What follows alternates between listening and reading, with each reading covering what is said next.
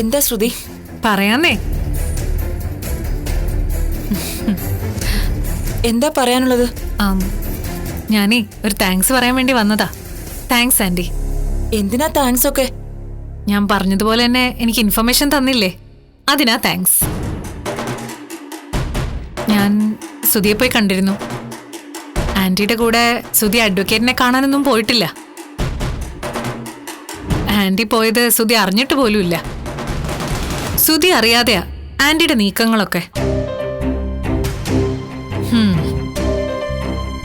സുധിയുടെ സമ്മതമില്ലാതെ എങ്ങനെ ഡിവോഴ്സ് നോട്ടീസ് അയക്കും? അതെ, അഡ്വക്കേറ്റ് എന്താ ആന്റിയോട് പറഞ്ഞെന്നറിയാമോ?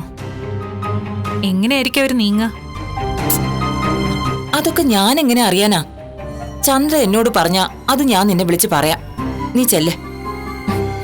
നീ ഇവിടെ വരാറുണ്ടെന്ന് അവൾ അറിഞ്ഞാലുണ്ടല്ലോ, അതോടെ തീർന്നു. അവളുടെ സ്വഭാവം നിനക്ക് അറിയാലോ.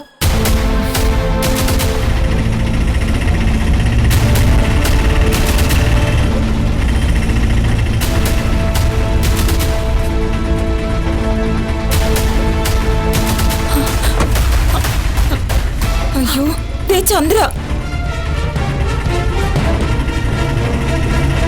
അയ്യോ, ദേ ചന്ദ്ര വരുന്നു. അവള് നിന്നെ കണ്ട പ്രശ്നമാവും.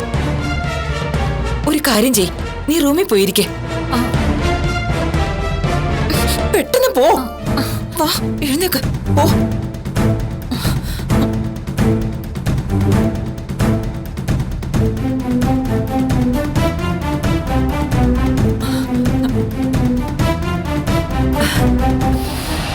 എന്താ ചന്ദ്രേ? നീ ശ്രുതിയെ കണ്ടിരുന്നോ? ഇല്ല, ഞാൻ അവളെ കാണാനിരിക്കുമായിരുന്നു. എന്തിന്? രണ്ടെണ്ണം പൊട്ടിക്കാൻ. നീ അഭിനയിക്കല്ലേ? ഞാൻ വക്കീലിനെ കണ്ട കാര്യം നീയല്ലേ അവളോട് പറഞ്ഞത്?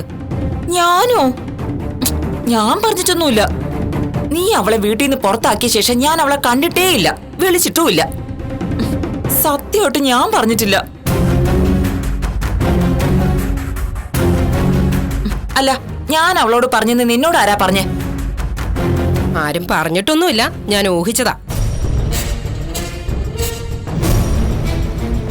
വക്കീലിനെ കണ്ട കാര്യം അവള് സുധിയോട് വന്ന് ചോദിച്ചിരുന്നു. ഞാൻ വക്കീലിനെ കണ്ട കാര്യം നിനക്ക് മാത്രമേ അറിയൂ. അപ്പോ അവളോട് നീ അല്ലാതെ മറ്റാരാ പറയാ? സത്യം പറ, നീ രണ്ടു തോണിയിൽ കാല് വെക്കുന്നുണ്ടോ? ഏയ് ചന്ദ്ര, ഞാൻ അങ്ങനെ പറയോ? നിന്നേക്കാൾ വലുതാണോ എനിക്ക് അവള്? ഞാനൊന്നും പറഞ്ഞിട്ടില്ല. ആ അഡ്വക്കേറ്റ് ആരോടെങ്കിലും പറഞ്ഞിട്ടുണ്ടാവും. അങ്ങനെ അവളുടെ ചെവിയിലെത്തിയതാവാം.